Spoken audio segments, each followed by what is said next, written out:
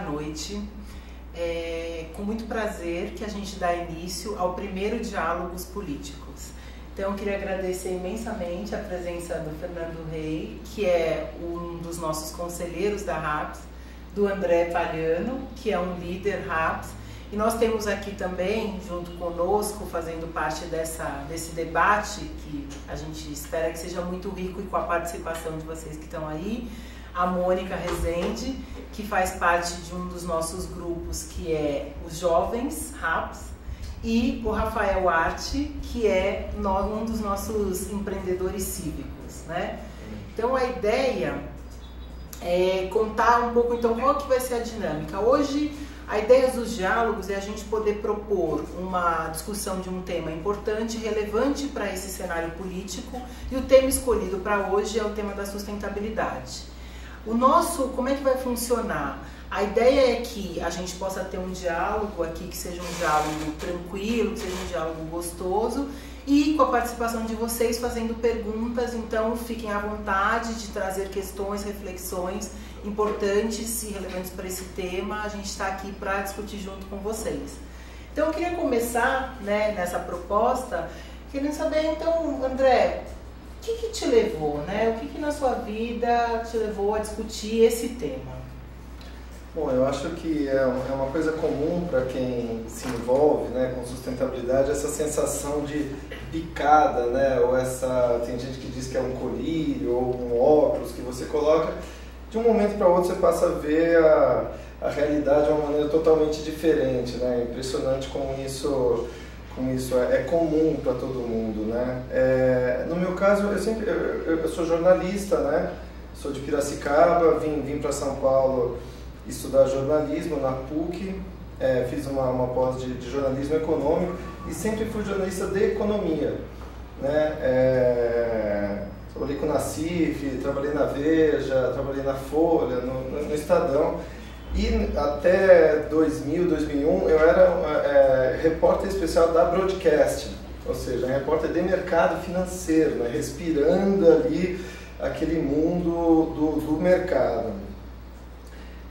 Por alguma razão aquilo já não fazia tanto sentido para mim, me incomodava um pouco, né, essa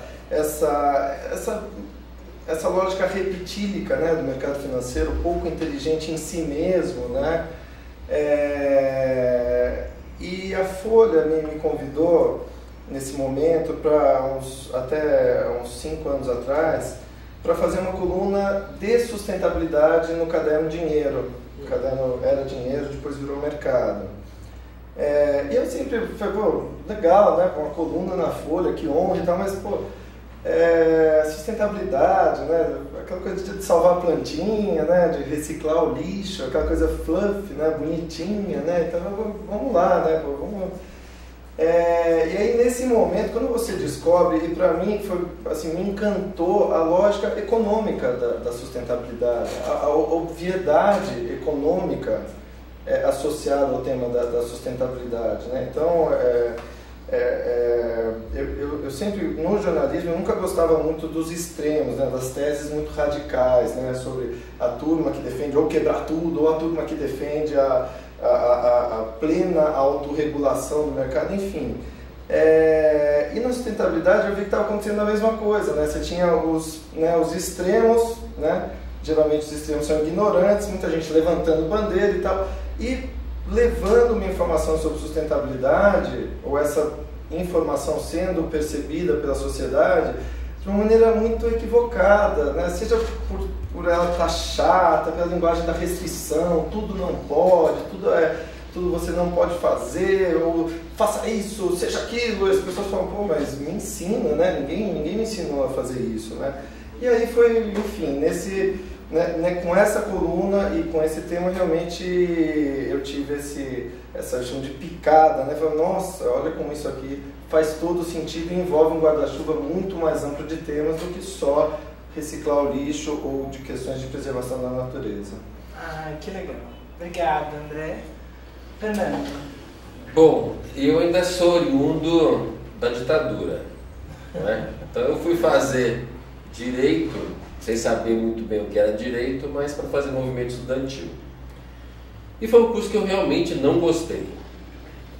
Você descobriu, foi estudar para ver que não era isso que você queria? Não, tinha, eu estava lá, o movimento estudantil foi ótimo, fiz política acadêmica o tempo todo, 11 de agosto, fui 4 anos gestão em 5 de faculdade, então me realizei muito lá embaixo, mas na sala de aula a coisa foi difícil. Aí quando eu cheguei no 5º ano, que eu precisava me especializar em alguma coisa, a única coisa que me interessava era direito internacional. Ele falou assim, direito internacional por quê? Porque não tinha a ver com a realidade do meu país. Aí eu me formei nessa área e fui embora do Brasil. Fui embora para trabalhar com algum tema que me parecesse absolutamente multidisciplinar, moderno, nada a ver com o positivismo do direito. E fui trabalhar com direito espacial. Órbitas geoestacionárias, lua, corpos celestes. Talvez eu quisesse ser o primeiro advogado astronauta do Brasil. E aí um belo dia, aquelas pessoas maravilhosas que aparecem na vida da gente, um meteorologista que eu respeitava muito, que é o atual presidente do INEMET, o Antônio Divino Moura, chegou para mim no INPE e me falou assim, Fernando, você é um rapaz com talento. Eu tinha 28 anos, mas o que você está estudando não tem futuro. Eu disse, como que eu estou? Não. A Lua vai deixar de ser um foco de interesse da humanidade, porque na Lua não há água. É hora que o homem descobrir que a Lua não tem água, ele vai avançar para uma outra corrida espacial. Se você está gostando dessa área, nós, os meteorologistas, estamos desconfiados que nesse aumento da temperatura média do planeta nos últimos 150 anos possa ter uma causa antrópica. E se isso for verdade, o direito internacional vai ter que intervir, porque ele vai ter que disciplinar condutas dos estados e do setor produtivo, por assim dizer. Vai estudar isso daí. Então foi assim. Eu entrei na sustentabilidade pela problemática das mudanças climáticas. E depois tive a chance, quando voltei para o Brasil, fui trabalhar no órgão ambiental do estado de São Paulo, trabalhar na CETESB, justamente para montar o Programa Estadual de Mudanças Climáticas. Isso em 95, né, quando houve uma primeira tentativa no governo do estado de São Paulo, na então gestão do Fábio Feldman, de você aplicar a Agenda 21 no Estado através de 10 programas prioritários. E aí as coisas aconteceram, né? Com o tema de hoje, eu virei depois diretor, virei presidente da CETESB, e aí o que eu aprendi é o seguinte, a gestão ambiental, ela é parte da solução. Né? Então nós precisaríamos colocar o que a gente chama da agenda ambiental na agenda da sustentabilidade, que é um desafio para quem trabalha não com os 3 pés, ou os 4 pés, como eu costumo falar da sustentabilidade, que eu acho que o cultural é fundamental. E aí, quais são os 4? O econômico, né, o social, o ambiental e o cultural. Acho que um dos grandes problemas que a gente tem na administração pública, e eu conto isso como experiência de administrador público, é você tomar decisões de gabinete. Elas podem ser muito bem pensadas, tecnicamente muito bem suportadas, mas se ela for rejeitada, se ela não for negociada, se ela não tiver a participação da comunidade, ela fica no papel. E esse é um grande problema da gestão da sustentabilidade. E aí, como gestor público do Estado, eu falei, não adianta, essa agenda não avança sozinha sem o município. Nós temos que começar a trabalhar com municípios, nós temos que descentralizar, a gente tem que chamar o município para essa agenda, que o Estado sozinho não consegue fazer. Até o André estava comentando disso agora, como é incrível que ainda hoje, na nossa cidade, isso não seja uma coisa tão real entre as lideranças políticas. Por isso nós estamos aqui. Exatamente. É por isso, exatamente. E eu queria saber, né, então acho que pegando esse gancho, né, Fernando, Mônica, você consegue me trazer, né, estando, né, aí com essa discussão, como jovem, como é que você vê isso na sua prática do dia a dia? Acho que o Fernando trouxe uma discussão importante de ficar no papel, né? Muitas das questões ficam no papel. E como é que você consegue ver, né, isso no dia a dia? Como jovem, eu vejo que a participação da sociedade civil precisa aumentar. Então, se houver uma pressão, vai sair do papel. uma pressão, assim, não precisa quebrar tudo, é uma questão de você aprender, o jovem assumir que ele tem que entender, ele tem que também se colocar. E como é que isso acontece? Através da informação e conhecimento. Eu acho que hoje a gente vê, tem um curso que o próprio Rato oferece, que leva esse conhecimento que eu acho que o jovem precisa se interessar, precisa correr atrás também. Vejo que tem bastante movimento, mas é o respeito que o jovem precisa ter, ele precisa conquistar isso. Muito bom. Para você, Rafael, como é que você vê isso no dia a dia? Como é que você vê o tema da sustentabilidade na sua prática, nas suas ações? Olha, na minha prática eu acho que eu estou imergido, assim, eu sou imergido, contagiado. O que aconteceu com o André aconteceu comigo também. Em 2006, quando eu descobri o tema, eu falei, nossa, isso existe, que lindo. Tentar entender um overview geral do que está acontecendo e tentar pensar em sociedade, ambiente e em economia. Até eu começar a estudar mais, eu percebi que talvez faltam outros fatores para incluir, como a cultura, que o Fernando colocou, como a política, que é o que a Rabs tenta disseminar, que é fundamental a gente ter essa agenda política focada na sustentabilidade. E comecei a perceber que tem outras partes fundamentais também. Você pensar o território, como é que você pensa uma cidade, um território, como é que você pensa a espiritualidade das pessoas entenderem que elas fazem parte do mesmo ambiente, que elas têm que se entender também para conseguir ajudar. E fundamental também a educação, como é que você consegue educar de uma forma para não criar robozinhos que vão sair do colégio, fazer universidade e entrar em multinacionais.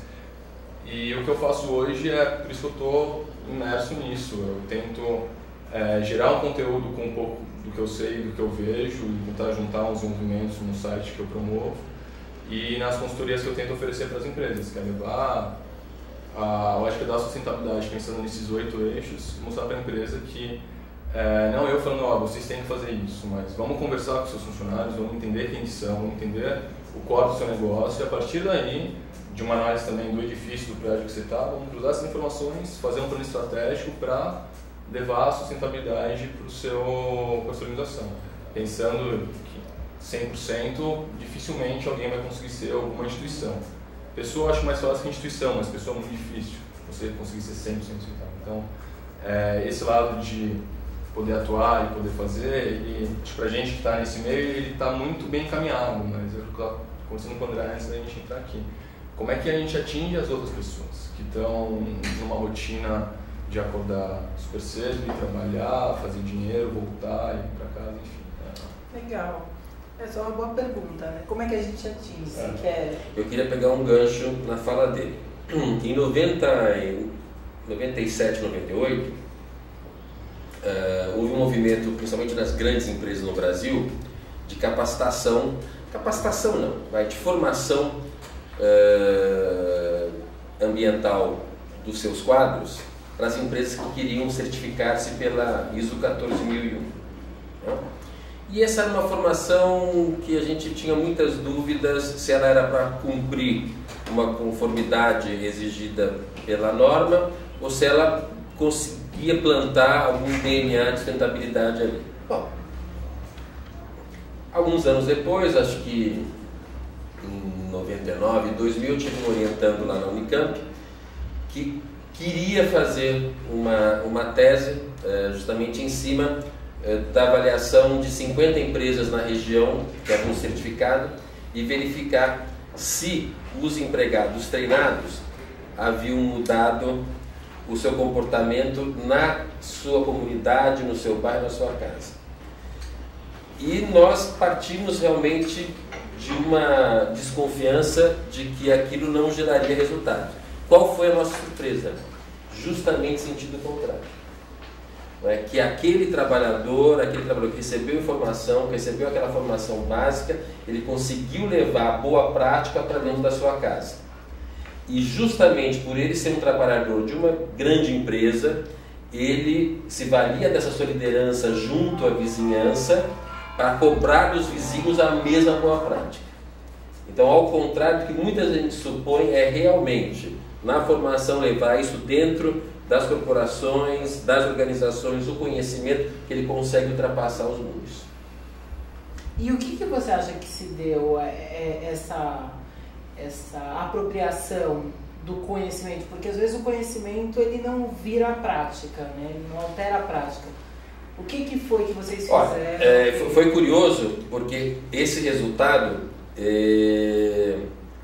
como surpreendeu o projeto de pesquisa, não havia nenhuma pergunta no questionário que foi feito que pudesse fazer essa avaliação. Então essa avaliação foi em cima de dados coletados, que na verdade são suposições. O que a gente identificou? Primeiro, receber uma formação que envolva o funcionário num desafio organizacional é prestigiá-lo. Fazer com que essa mudança, com que essa conquista, com essa certificação não fosse uma conquista da alta administração, mas fosse uma conquista da organização, ele se sente parte, ele se sente importante. Não é? E essa mesma importância ele quer levar para a sua casa, para a sua vizinhança, para mostrar que ele tem uma formação diferenciada. Então é justamente aquele perfil do trabalhador qualificado, semi-qualificado, que busca uma aspiração de conhecimento, e quando ele acessa esse conhecimento ele faz questão de distribuir, de compartilhar. Que bacana. Foi muito positivo. Que bom. Bom, queria, antes da gente continuar, porque eu acho que, André, você pode trazer uma contribuição, a gente acabou de sair aí da semana do meio ambiente, mas a gente queria dar as boas-vindas para o nosso terceiro convidado, né, que é o Ricardo Young, e né, também um dos nossos líderes RAP, vereador da nossa cidade, e veio trazer a contribuição, né, nesse tema de sustentabilidade, que eu acho que tem uma contribuição enorme. Então, obrigada, boa noite, que bom que você está aqui com a gente.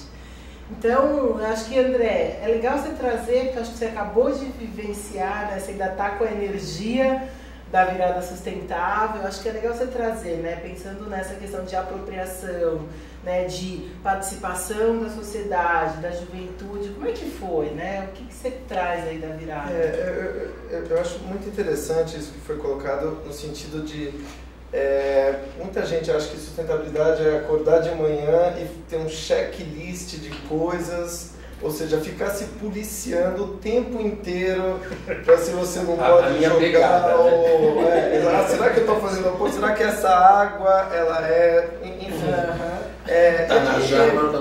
E aí é lógico que numa cidade onde já as pessoas têm a vida suficientemente difícil, né? Como o Rafa falou, você acorda muito bem para amanhã, transporte público, lotado. Então, você ainda querer introduzir esse tema como mais uma obrigação, um conjunto de obrigações, é uma coisa muito difícil, né? Ou seja, o grau de resistência vai ser invariavelmente muito alto, porque você está falando para a pessoa, faça isso, faça aquilo, poxa, né? Ninguém me ensinou na escola, agora você vem querer me impingir isso, né? Então, o que a gente tenta fazer na virada, e que sem dúvida, né, acho que é um caminho muito, muito bacana, você levar essa informação para as pessoas de uma maneira gostosa, de uma maneira agradável. Então você usa como ferramenta de informação o teatro, o cinema, as atividades lúdicas, a pedalada no centro histórico, a entrada de bote no Tietê, né? Porque aí a pessoa ela não está indo numa campanha de educação para sustentabilidade, embora seja isso, ela está indo num agito cultural. Então ela se diverte e mesmo sem saber ela sai dali um pouco mais consciente, né? Sobre os vários temas que falam sobre isso. Uma coisa que é encantadora, né? O Ricardo sabe bem, né? Tem conhecido, é que tem tantos grupos, tantos coletivos, tantas iniciativas maravilhosas na cidade. Tem uma moçada aí maravilhosa, fazendo coisas incríveis. Aí, hortas urbanas, Boa Praça, Rios e Ruas, Pazurama e milhares de outras, e que estão fazendo essa busca por esse valor da sustentabilidade uma coisa muito gostosa, muito positiva, né? Não é um fardo que as pessoas têm que carregar, é uma coisa realmente prazerosa. E quando essas pessoas se encontram e se veem com um grupo que é grande e que está caminhando na mesma direção, então você tem a amplificação desse poder de uma maneira super importante, né? Nossa, com certeza. Eu acho que você traz um elemento importante. A gente precisa de mais diversão, né? E acho que a diversão, a alegria, ela traz o conhecimento de um jeito muito especial, e você se apropria isso né? Sabe, Mafone, a turma da economia verde e a turma da economia criativa tem que se juntar. Tem que se juntar, exatamente. Exatamente. A economia verde também é a economia criativa. Exato, elas estão ali já. É só as turmas se encontrarem. Bom, em primeiro lugar, muito legal estar aqui com vocês. Cheguei com algum atraso, tudo bem. E eu não sei qual a pergunta, mas eu tenho comentários. Não, mas a ideia é essa mesmo, Ricardo. O meu comentário é o seguinte: a sustentabilidade está começando a permear a sociedade pelos seus movimentos cult, né?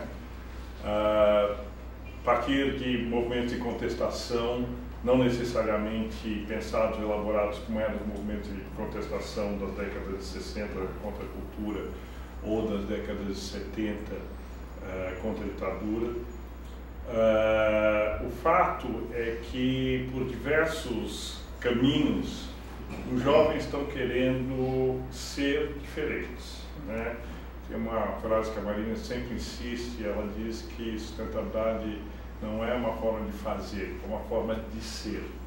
E eu sinto que há milhares de jovens que estão buscando essa nova forma de ser e se expressar de forma diferente, né? Então, quando eu insisto e digo que a cicloatividade é uma nova forma de cidadania, porque é um exercício de cidadania que, apesar de aparentemente não ser politizada, é totalmente politizada. Porque ela mexe, talvez, dos hábitos e numa das verdades mais arraigadas da sociedade industrial do século XX, que é o transporte individual motorizado. E bate de frente com essa crença, de frente, literalmente, às vezes tragicamente, né? Mas não se intimida. Né? Não se intimida nem pelas forças econômicas, nem pela esclerose das políticas públicas e nem pela fragilidade dos seus adeptos, né?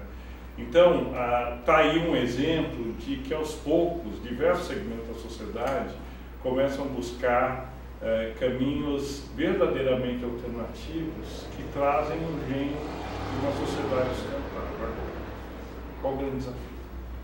Sair das classes médias e ir para a periferia. Pois é. Algumas manifestações, como por exemplo a economia criativa, né, empreendedorismo social, já foram para a periferia. O grande desafio é levar a questão da sustentabilidade para a periferia, que ainda está, em algum grau, encantada com a experiência de ter acabado de ser inclusa no mercado. Né? A inclusão social pelo consumismo tem esse aspecto perverso, porque responde a uma necessidade material imediata, mas não responde à frustração seguinte, né, que é a busca por um outro padrão de consumo, de vida e etc, etc. Então, essa tensão ainda é uma tensão que vai ocorrer com mais gravidade na medida que políticas públicas forem avançando no sentido de criar mecanismos que, em alguns casos, vão ser restritivos para aquilo que não é sustentável. Né? Então, alguns exemplos muito objetivos. Além do exemplo óbvio do automóvel, bom, agora que eu posso comprar um automóvel, eu posso andar com ele. Ou agora que eu consegui comprar um automóvel, ele é muito caro para eu poder manter, por causa das taxas, por causa disso, por causa daquilo, e assim por diante. Você tem a questão da alimentação, né? Bom, agora que eu posso comprar tudo que eu queria no supermercado antes não podia, mas aí eu tenho que lidar com a obesidade. né? Agora tem uma série de outras exceções que virão pela saúde e pelo rendimento humano. Então, tem uma série de tensões que nós ainda vamos enfrentar nesse processo que vão mostrar que o processo da sustentabilidade é mais doloroso do que ele pode parecer. Mas eu não quero nem um pouco diminuir essa coisa maravilhosa que o André nos trouxe, de que sem proselitismo, sem grandes ideologizações, sem ter que entrar em embates políticos, há uma parcela incrível de jovens que simplesmente estão sendo sustentáveis ou procurando caminhos sustentáveis, né? Isso por si só é fantástico. Sim. É um processo de mutação geracional. Eu queria até pegar o gancho, porque acho que acabou de chegar uma pergunta exatamente falando sobre essa questão da participação dos jovens, né? O Carlos está aí com a gente, o Carlos Demeterco, que é um dos nossos líderes, e ele traz a seguinte pergunta, né? Mesmo dentro das universidades, é muito complicado abordar o tema da sustentabilidade de maneira digna e séria. Quando extrapolamos isso para os jovens fora das universidades, que é a grande maioria, essa questão fica ainda mais distante, né? Então, assim, como é que a gente atinge? A gente tem uma população de jovens que é sustentável, né? Agora, como é que a gente atinge isso para que isso seja um tema, né, de fácil tradução para jovens que são, né, essa maioria aí? Acho que você pode dar tem uma coisa que é um diabo aí, que é o seguinte: a sustentabilidade é complexa. Ela é por natureza complexa. Você pensar de maneira sistêmica, você pensar que não é uma cadeia linear, ou seja, ela é complexa e são muitos subtemas, né, dentro desse guarda-chuvão. Então, você já tem essa dificuldade de mostrar que sustentabilidade não é só mudanças climáticas, ou não é só biodiversidade, ou não é só consumo consciente, enfim. Por isso que pelo menos é o esforço que a gente faz de o que o jovem quer? Quer coisas gostosas, quer curtir, quer estar com os amigos, então, assim, por que não apresentar esse tema nesse ambiente, né? No ambiente que ele está ali, né? De coração aberto, né? Pronto para receber esse tipo de informação. Eu acho que, por isso que eu acho tão importante o caminho do design, das pontas de tendência, né? Arquitetura, design, moda, tornarem esse modo de vida algo que seja desejável, né? O meu cunhado, por exemplo, é um bambambam de uma agência de publicidade, mora aqui perto, e que passou a ir de bicicleta para o trabalho. Uma coisa simples, ele não fez isso porque, você é sustentável. A vida dele mudou, ele é um outro cara, ele descobriu uma vida totalmente nova por uma simples ação. Então, aí ele chega na agência e as pessoas, começam a admirar esse cara. Não é o cara que está vindo na roubada, não, ele vai de bike, isso é bonito, é gostoso, né? Você vê o que aconteceu com o design sustentável de produtos, que tinha as roupas sustentáveis, algodão cru, aquelas batas feias. Hoje em dia você tem peças maravilhosas de roupa, de design de objetos, de produtos, né? Então essas pontas de tendência, eu acho, assim, você tem que criar o desejo, né, nas pessoas delas serem. E aí é muito legal você mostrar esses grupos de jovens que estão fazendo isso e que todo mundo fala, nossa, eu quero ser assim também, olha que legal isso aqui, né? Hoje é cafona, acho que em grande parte da nossa sociedade, você chegar de Ferrari numa festa, né? Coisa meio, né? E nada contra a Ferrari, acho lindo a questão do design, sempre moleque, eu amei, sempre. Então acho que é isso que pode ser uma força na questão do jovem importante, né? Eu acredito mesmo nisso. O André traz um lado importante a se ressaltar nesse trabalho. Por quê? Porque eu, como venho de uma geração mais velha e como educador, a gente tenta trazer o aluno para a sustentabilidade a partir de diversas experiências de algum sacrifício. A gente explica para o aluno que ele chega sem limites, ele chega sem ter ouvido não na vida e que a sustentabilidade pressupõe ele ter barreiras na sua vontade de fazer coisas. Não é? E ele tem que buscar então alternativas que possam lhe dar a mesma satisfação de prazer, mas que ele vai ter um custo, que não é necessariamente econômico financeiro, um custo de satisfação para que ele possa ajudar essa nova economia, esse novo mercado, essa nova forma de ser. E o que a gente vem verificando é que essa parcela de sacrifício, ela varia muito de sociedade para sociedade. Sociedades mais experimentadas, sociedades mais avançadas na discussão, têm uma parcela de sacrifício muito maior. E a nossa não. A nossa traz uma juventude, independentemente se ela é uma nova classe média ou se ela é uma classe média estabelecida, de conquistas. São filhos de conquistas. Os pais não passam a sua experiência do quão difícil é conseguir as coisas para os seus filhos. Eles mal educam seus filhos no conforto das conquistas. E no discurso da sustentabilidade a gente mostra, olha, para a gente mudar o patamar, para a gente chegar numa nova lógica, nós vamos ter que absorver alguma dessas perdas, porque você vai estar justamente olhando para conquistas por atingir, que elas não são de agora, elas são para o futuro. Isso para o jovem é muito complicado. Esse jovem, ele não conseguiu ainda absorver, não é? Que ele vai viver 90 anos. Que ele tem que começar a trabalhar uma agenda de resultados que ele vai experimentar daqui a 30, 40 anos, não amanhã. Essa escala temporal de desafios da vida, a sustentabilidade traz, né? E esses desejos imediatos vão muito contra essa visão temporal. Quando ele consegue, de uma forma assim, prazerosa, de uma forma subliminar, passar conceitos sem cobrar compromissos, né? A constância disso, né? A ambientação desses temas, dessas ideias e tudo, tende a ser muito natural. Explico. O resultado virá com mais vagar, mas talvez a chance de aprendizado seja maior porque ela não é racional. Ela não exigiu uma opção.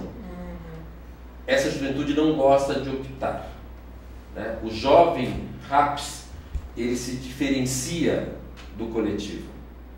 Ele vai contra o modismo de sermos todos iguais, de pensarmos todos como grupo. Ele se diferencia. Mônica? Eu imagino assim, porque quando ele estava falando dessa coisa do sacrifício, que é você ter uma vida sustentável, não me encaixei, assim, porque vejo que não é a tão longo prazo esse resultado. Porque quando você opta por ir de bicicleta, um transporte público ao carro, é melhor. Assim, já não é mais tão alternativa assim você optar por isso, sabe? Precisa ser assim porque não cabe mais, não cabe mais ter tanto carro. Acho que o jovem, talvez se limite um pouco mais ao jovem RAPS, mas ele vê que esse é o caminho que vai levá-lo a ter uma vida melhor hoje e no futuro. E que está mudando um conceito para todo mundo, é um processo, é um movimento, mas que está acontecendo. O Samuel, outro jovem RAPS, Samuel Oliveira, está aí acompanhando da sua turma, e ele está fazendo uma discussão exatamente nesse sentido, de pensar, ok, quais foram os avanços nos últimos 20 anos em termos desse tema, e o que esses avanços podem nos ajudar a pensar tendências para os próximos 20. Né? Então, assim, acho que tem uma tentativa de poder fazer essa correlação de que vida a gente está propondo hoje, que veio de uma história, que não foi a gente que construiu e que a gente herdou todas essas conquistas, e o que a gente, como próxima geração de transformação, pode pensar como tendência. Muito legal sua pergunta, Samuel. Eu, antes de chegar nas perguntas do Samuel, eu tenho comentários. Fique à vontade. Em relação a gente volta ao bloco anterior, que a Mônica levantou, que o Fernando levantou. Tem um texto da Eliane Brum, que é essa jornalista fantástica da revista Época, onde ela escreve sobre essa geração. Né? Chama Meu Filho para Você Nada.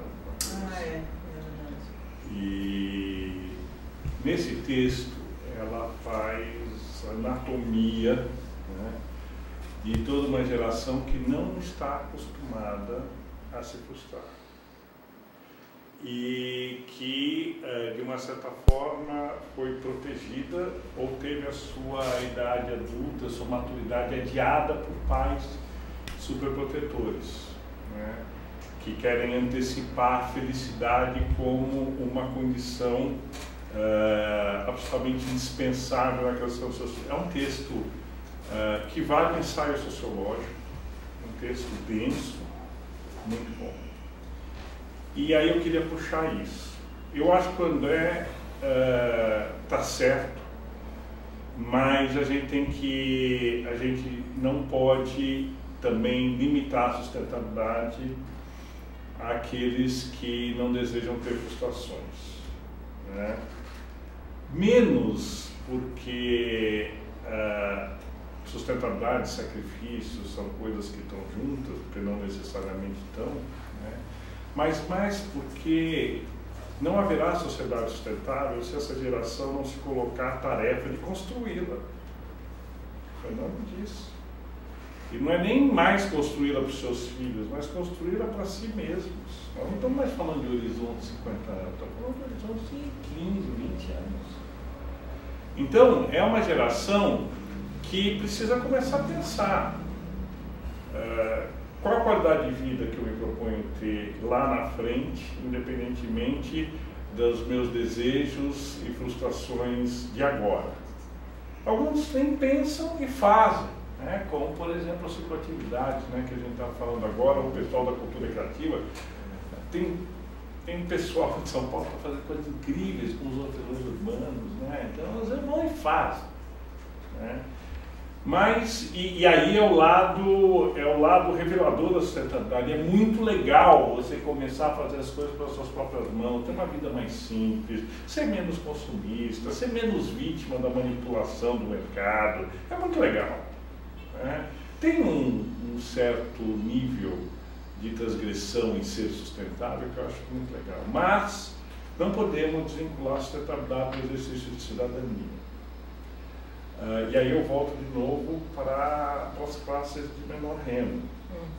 Né? Como convencer alguém que nunca teve sua própria casa própria a ter a sua casa própria na condição que essa casa seja sustentável? É difícil.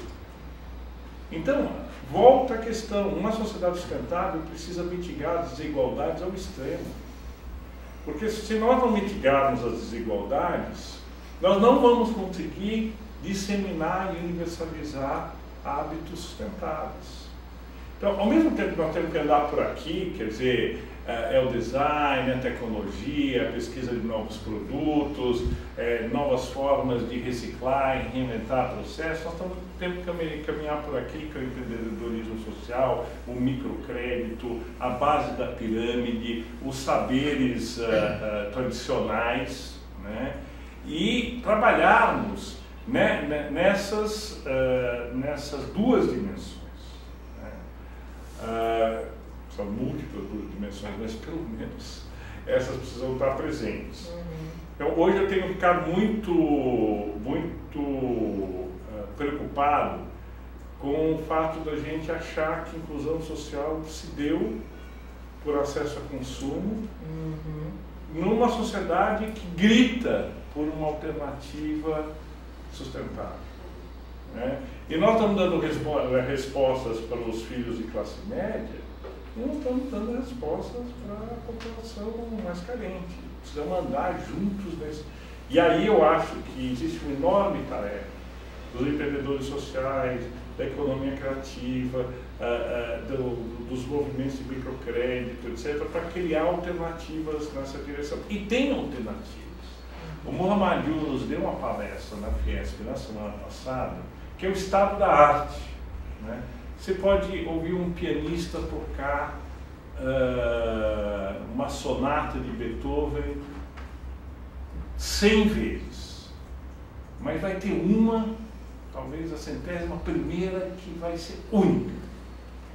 Foi o que o Muhammad Yunus fez na festa. Eu já tenho ouvido ele falar 3 vezes, 4 vezes em situações diferentes, inclusive do Fórum Econômico de Dados, e eu não consegui ver a síntese precisa e clara que ele fez sobre a empresa social como uma grande saída emancipatória para a população de baixa renda. Nada mais sustentável. Então, o mesmo olhar que nós temos para essas questões todas, nós temos que ter olhar também para alternativas absolutamente revolucionárias na base da pirâmide.